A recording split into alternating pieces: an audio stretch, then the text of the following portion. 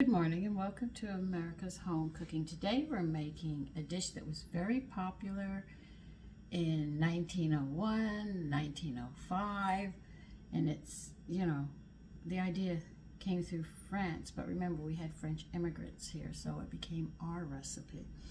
But this is an offshoot of veal maringo, okay, but I'm not sure if I pronounced that right, but it's a famous French dish. Now, what we call it is brown fricassee of veal, and that's what we're making today. Now, in a frying pan with a lid that fits, you're going to need a heavy bottom one, the way they're talking.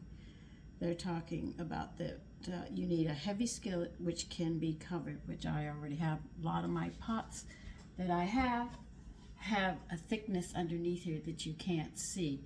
These are why I use All Clad and Cuisinart, because they already have that thick bottom under there that distributes the heat level. If you have an aluminum and it's thin, this dish is not going to work. I guess a cast iron would work because it's also hot, so I could see it working as well. But in this pot that you're going to be using, you are going to put 4 tablespoons of butter and 3 tablespoons of olive oil in. Now you're going to need 2 pounds of veal, basically stewed, diced in 2-inch, but the butchers do that for you. I have 2 pounds here. I washed it and patted it dry. We are going to salt and pepper this, and we are going to flour this, and we are going to brown this. And when it's nicely brown, we're going to start adding other stuff to it as well. So let me get my flour.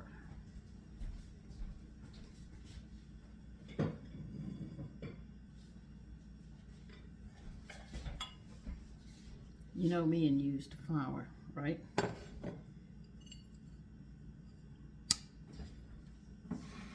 All right, we're gonna turn our butter and oil on. I'm sorry you can't see me right now doing what I have to do, but there is a slight problem in the fact I don't have a lot of room.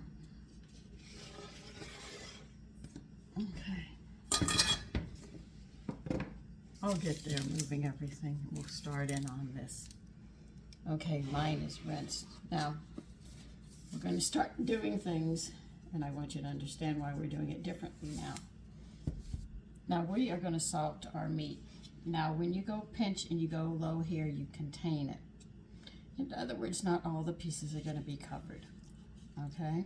So the best way they have found out that we can do this is to take the salt, go high, and you get an even spread of salt. Isn't that interesting? Mix it up, and I better dry this hand off again or it's going to stick to my, where did,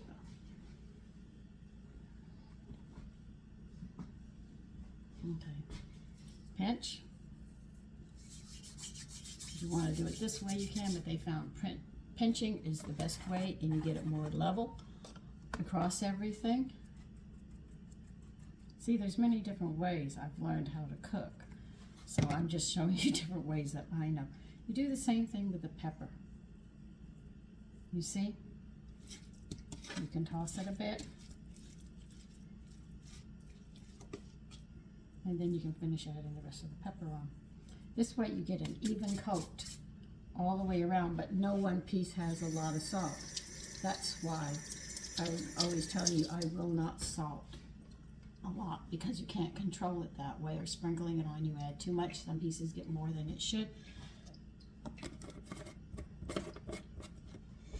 So I'm going to move you up in your level of cooking to explain why we do certain things in the kitchen, and then that way you can move forward. Teaching you all these tricks right away when you've already been taught one way is a little difficult, but I'm trying to teach you something. So we'll just sort of move through this the way we can. Now we have to flour this.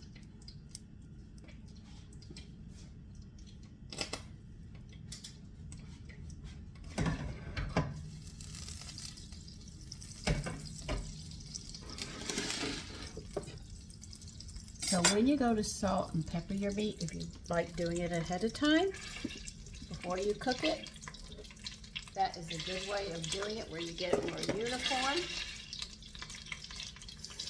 and you get more control. Because once you put it in your hands, you can see the amount of salt you're using, and then you pinch it all over, and you've got it. And salt will start drawing those flavors that you want out when you do it early.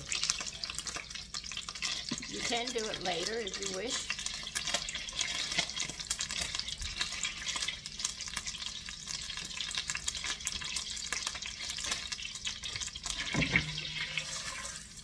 So we are going to brown these very, very nicely. Once I start browning them, we'll move to start getting the other stuff done.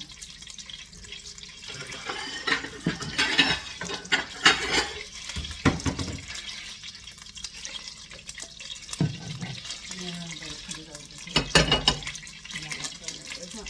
here. Oh, yeah.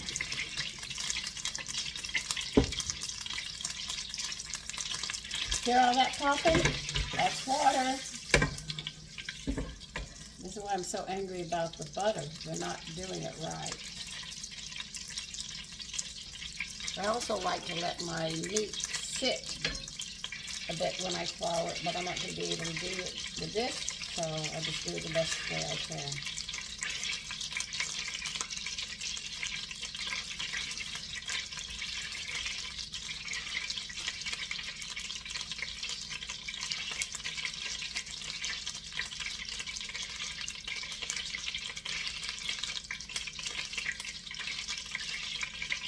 And see, because the meat's going to sit here a bit, that salt's going to get into the meat right away.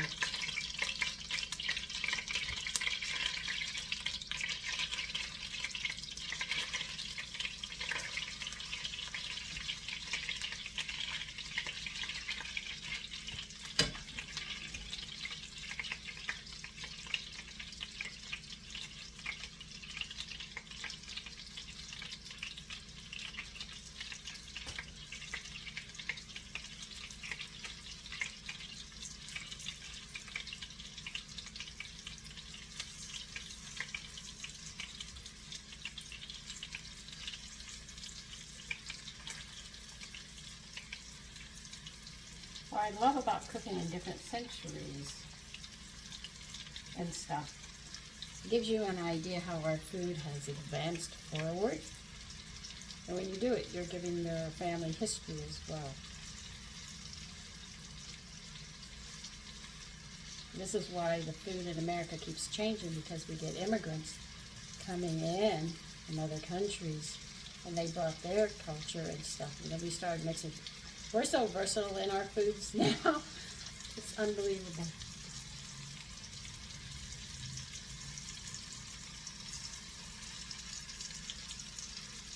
I'm going to need a little more flour.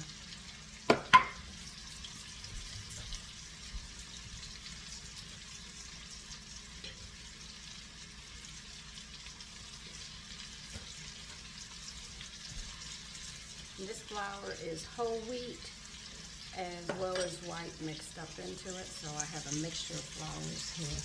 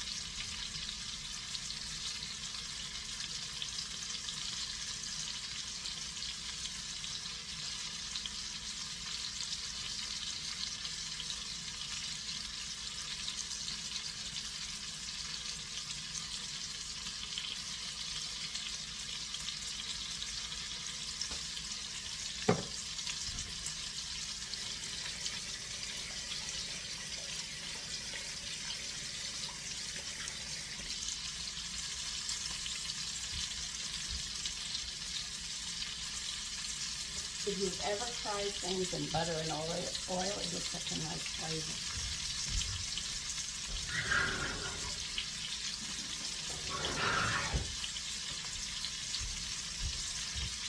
Now I managed to get a cookbook I found from Roman days with the gladiators and all. I found a dessert that they used to have at the Colosseum. I guess as the Christians were being attacked and killed by the lions, I guess they cheered while they ate these desserts, you know. So anyway, I'm going to show you how to make them. The little snacks, like we have popcorn when we're watching movies and stuff. Well, they have a different snack, and we're going to learn about that as well.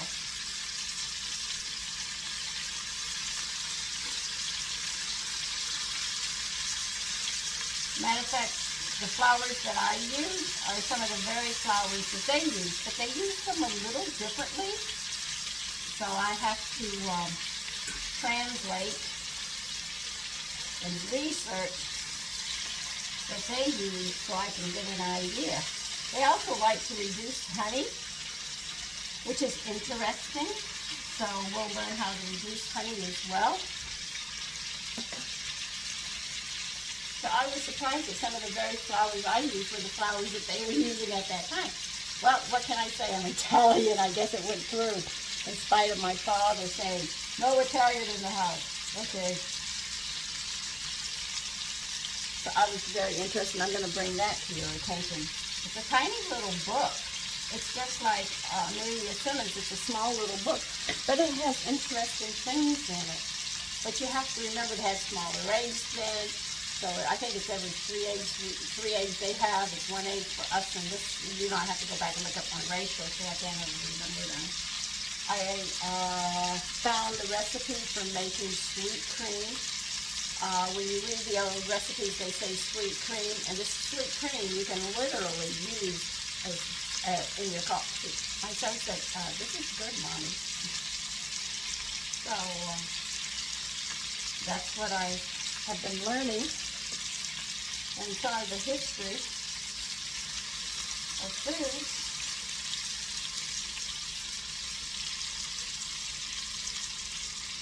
Do I know everything? No, I don't, but I'm learning, and I think that's what we should be constantly doing. Now, I am going to talk about something that a lot of you don't like to hear, but toothpaste. And I'm not the only one saying this. You have dentists on the internet talking about the stuff that's in our toothpaste destroys our teeth.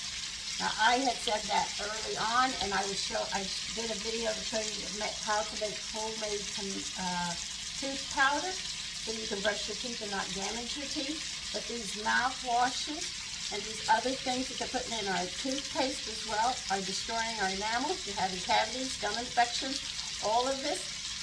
This is doing this to your teeth. I have not used toothpaste in a very long time because I have been using the homemade tooth powders that I make that I showed you. So if you wish not to lose your teeth and have weak enamels and other things, and also remember that I'm using bone broth in my dishes as well, so any minerals and stuff that I might be missing, I keep on putting back into the food, which keeps on strengthening, because your body is able to repair your teeth. If it can repair your body, to be able to repair your teeth and other things. But if you're not healthy, this is not going to happen. You're going to end up with cavities. If you end up with cavities and gum diseases and stuff, this is the beginning of imagining when you get older, you're going to end up, as you get older, you're going to end up with arthritis. These are signs of it. You end up with swollen knuckles here and your fingers twist and stuff. That is all from it. You're going to end up with arthritis. And it will be because of what you've done to the body. And the doctors had you thoroughly convinced, oh, this is normal when you get old. This is what happens to you. Grandparents lived long. They didn't pop medication all over the place. The thing that my grandmother did was she loved to take a laxative every day. Twice a day. She made herself sick. But they didn't have aspirin. They had Band-Aids because she cut her hands like mine. So the toothpaste that you're buying in the store is coated with chemicals and stuff. And if you look that stuff up, it's the same stuff you're putting on your face as you get older. I don't wear makeup, and I'm 71. I don't cover up my face. I'll put lipstick on. I just I don't wear nail polish because it destroys my nails. And because I'm sensitive to chemicals and combinations of certain chemicals, my body tells me, and this is how I know what they're doing. And then when I look it up, it is confirmed. So you should really, if you're going to put makeup on your face and use that toothpaste, you're in trouble. As you use it year after year, it's wearing down your enamel on your teeth, rotting your teeth, and then when you get old, they said dentures. And ask people who have dentures if they wouldn't like to have their teeth in a pretty smile.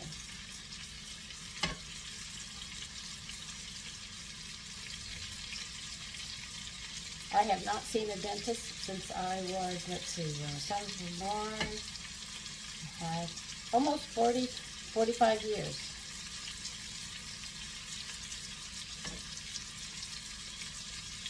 It was my husband insisting that we all go to the dentist. I told him I didn't want to go to the dentist. He said, my sons are fine. They don't need to go to the dentist. He said they should get into the habit because society says you have to go to the dentist and get your teeth checked. This is because they want to keep the money coming in. Money, honey, that's what's driving them. And some dentists are coming out and speaking the truth of what's really going on. And these companies that make tooth powder, they also sit there and give the medication. So see, they'll get money, you coming into this earth, and when you're leaving it, and while you're in it. So that's why they branch out in so many directions, because they want to make sure that they get everything covered. So, if you don't use their toothpaste, they use their makeup, or you'll sit there and things you put on your face, or they'll get you in the food, or the pharmaceutical, medication. I mean, you can't win for losing. People say it's only aspirin, it's not going to hurt you. If you knew what aspirin did to your body, you would never take an aspirin or anything. But you get headaches because an unbalanced diet.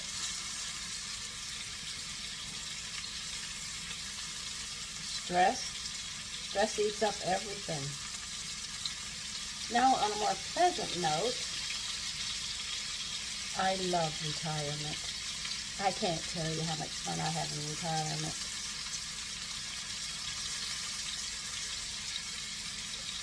I don't know if it's because everything worked so well through my life as I was practicing about nutrition, or all the reading and everything, but anyway, retirement, I am glad I am retired. Well, I'm not fully retired because I do have this going now, but you know, getting old is fun. Now, most people would disagree with it. Being old is painful. No, it's not. Not if you've got your health. Retirement is fun.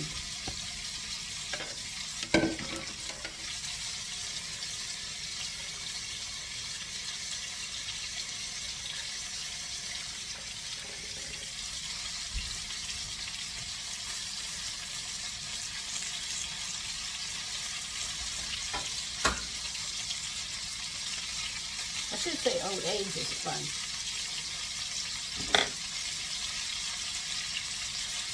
You're out of the hustle and bustle of life.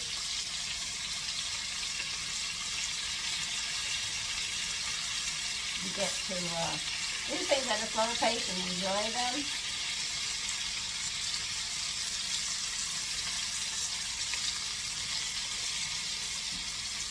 See, I cook every day, so just adding a YouTube channel to what I do every day and sharing my knowledge with you. I really don't consider it work. I really consider it a lot of fun. Because I'm doing what I love. I craft when I want. I do what I want. If I don't finish up something, I don't have to have somebody yelling down my throat or anything else. I get to do it my way. I love retirement and being old. This is nice. It's really nice.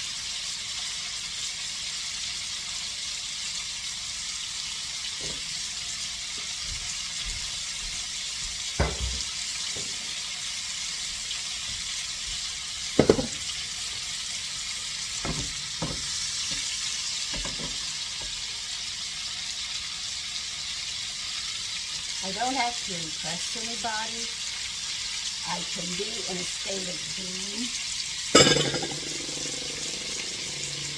So much stress is moved off of you, you would not believe it. So I'm happy with that.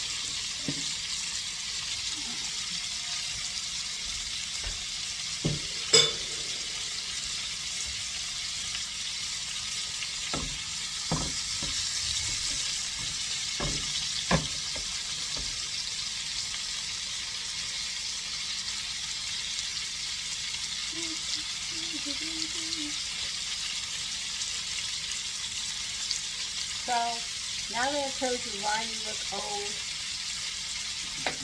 and why you have teeth problems, the stuff you're putting on your skin and all is doing this to you, just trying to get this thing set. Come on, don't you dare.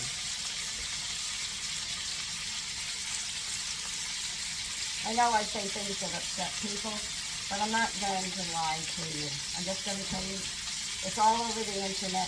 Doctors are telling you it, everybody. They're coming out and they're saying, you only knew. These are people who really care and want to bring it to your attention.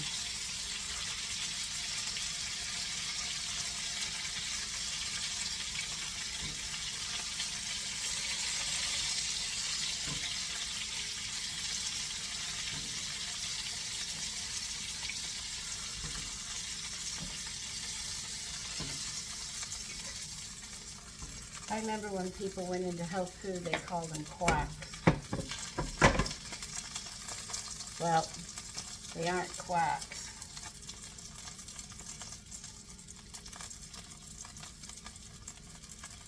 I met a guy who was a GI. He worked at GI intestinal, and he watched these people with problems all the time. But he ate what he wanted. He didn't care. And now he's in their position. He's a patient now. And he said, I can't eat what I want. I can't do any of this. And he's bitching and complaining and lying to another woman who's complaining because they both have medical issues. Then he looked at me and said, you have one of these problems? I said, no, I don't have any problems. I eat what I want and do what I want. He got angry. Well, hello. You ate what you wanted. I ate what I needed to eat.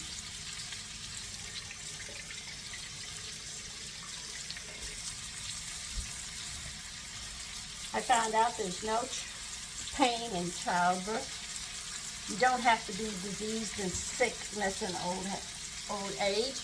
You should be quite fine with it. No problems.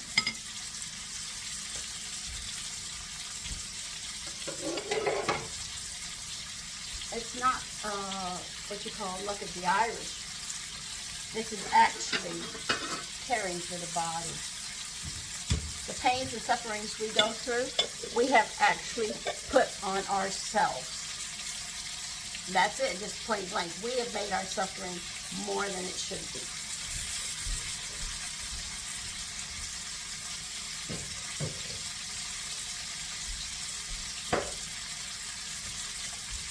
You're happy, you're feeling good.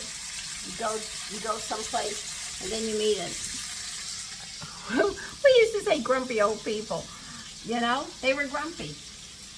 No reason to be grumpy. Man burdens himself and his fellow man. That's what it comes down to.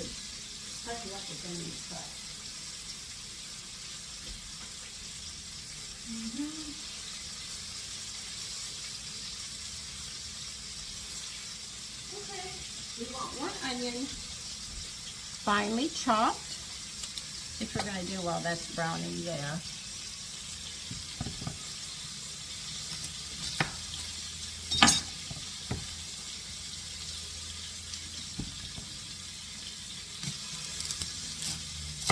There's some people that like to gossip, to hurt other people.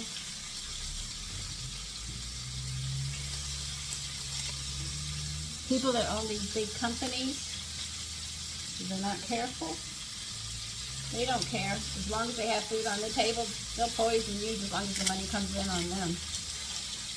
There was a time that, and I remember this, the government came down and said, if you are going to sit there and talk about this and sell it to the people, you have to use it. Because the companies wouldn't use the very product they were selling to the people. They said, oh no, we're not going there. The government said, if you're going to support it, you have to believe in it.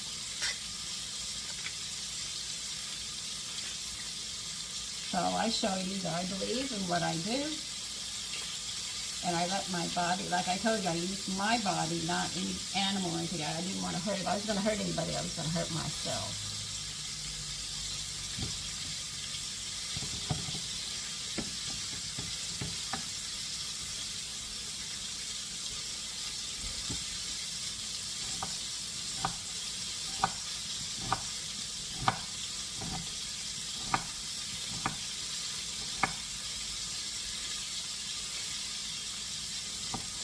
So I don't buy a lot of pre-made things. If I do, you can bet I'm going to be one angry person.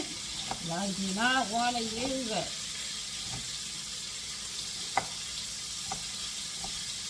Tomato sauce. I wonder if I could use that in place of it, because I did make the tomato sauce.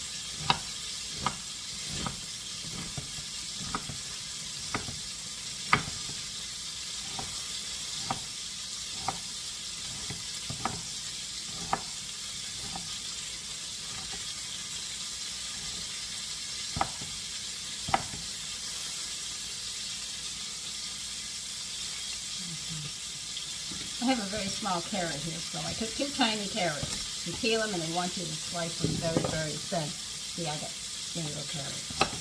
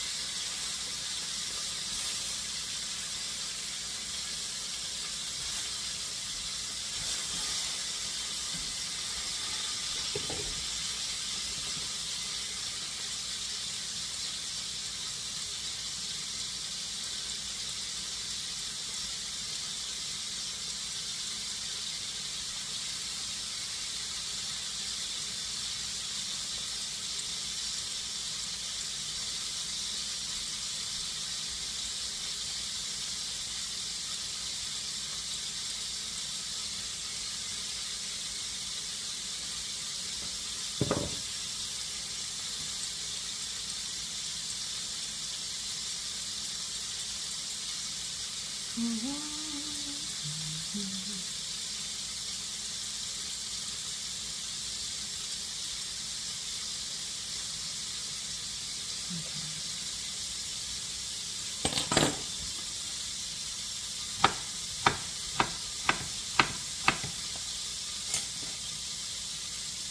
going to weigh carrots.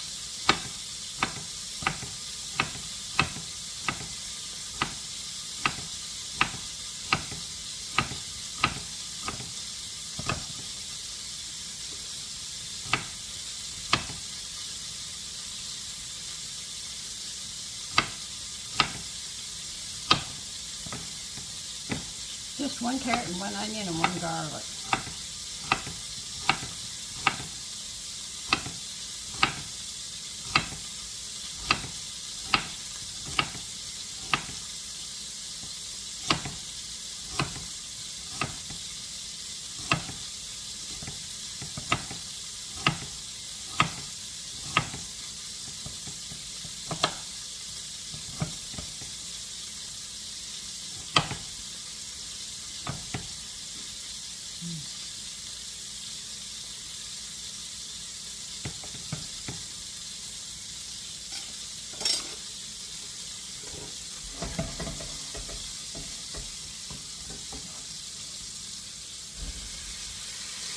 Put all the veal back in the pot.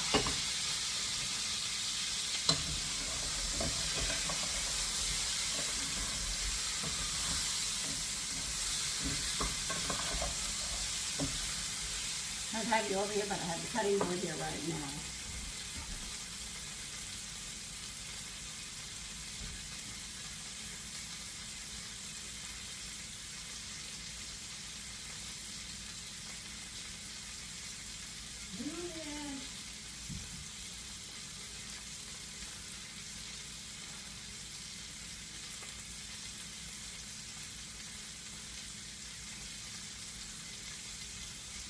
All right, you're going to add the carrots. I haven't done the garlic yet, but we're supposed to garlic and the onion and put it in. So let's get my garlic going.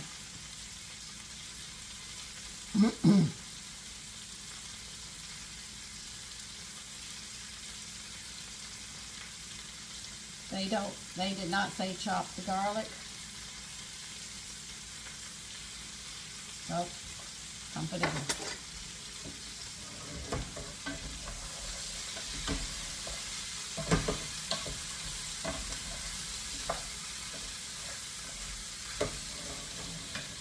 Now, end of the week, middle of the week, I don't know, tomatoes.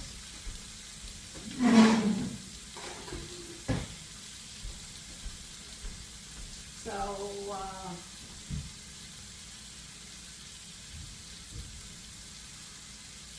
on this page, put something over around there. You want 1 cup of stewed tomatoes, or you can use 2 tablespoons of tomato paste. I'm going to have to use tomato paste because I don't have stewed tomatoes. Matter of fact, I have the canned tomatoes, but tomatoes are up in price. So I was not happy with the price of the tomatoes because I have to can them. They say 2 tablespoons of tomato paste.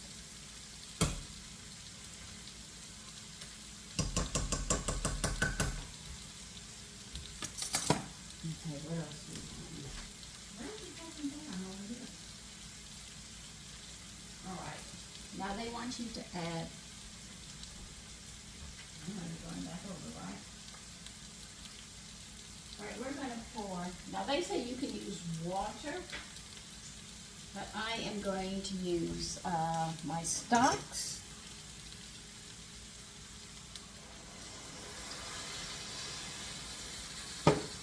In my bone broth, I'm pouring it all in this time.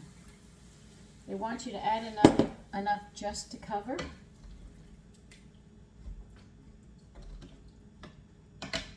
I'm going to need more, but I want to stir this tomato paste in, and then I'll be right over there with you. Now that I've added stock in the bone broth, I can add a little bit of water with this. They want you to just cover.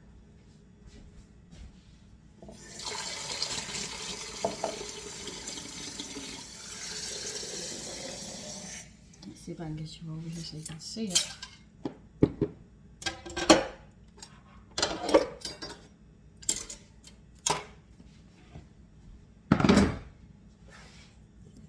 Okay.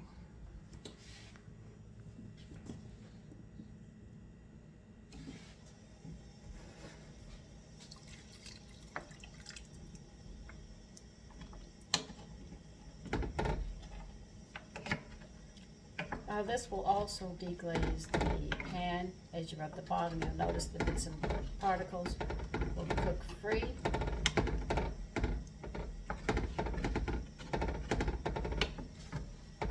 Because I'm stirring and I can feel them just breaking up.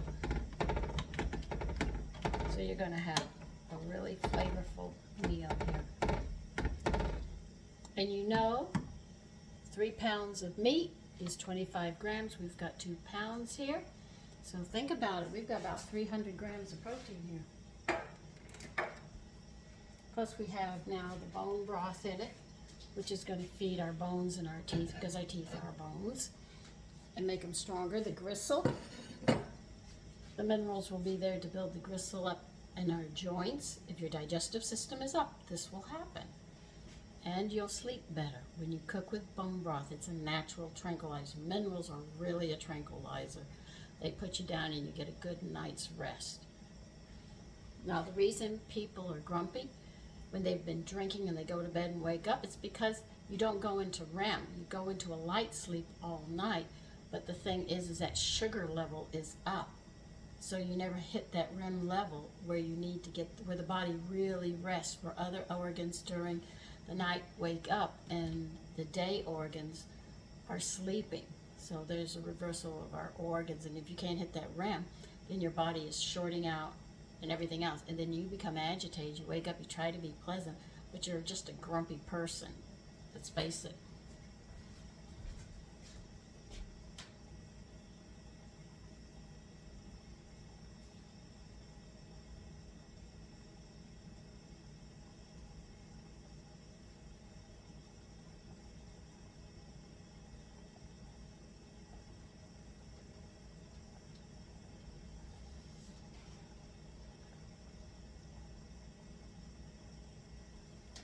So we're going to bring this to a boil. As soon as this comes to a boil, we're going to put the lid on it and we're going to turn it down to simmer.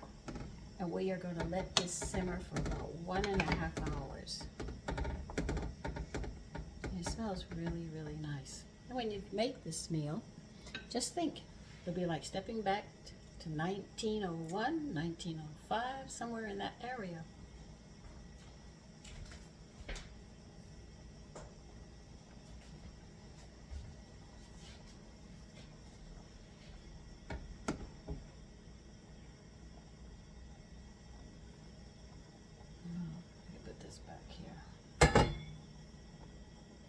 I want to bring this to a nice boil and turn it down.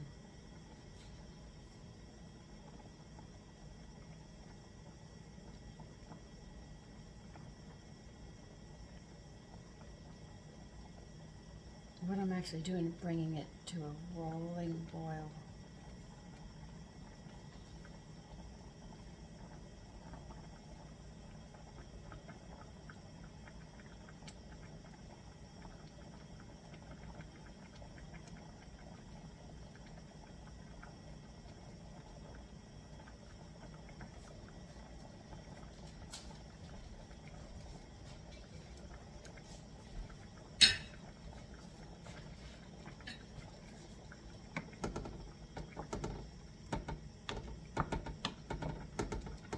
And what do you serve this over? When we're done with this dish, you serve it over buttered parsley boiled potatoes. And that's it.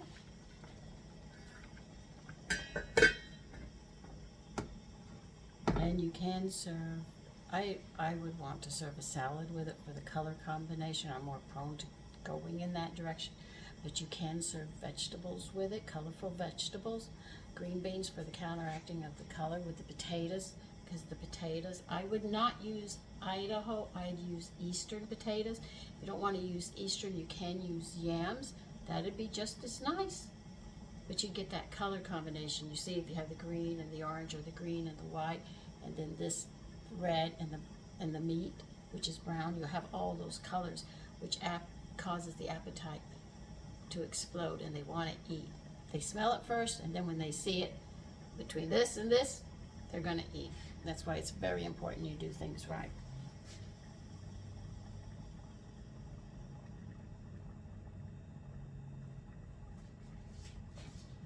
Now, because this has to cook so long, I'll tell you right now, there will be a part 2 when we go to finish this dish up.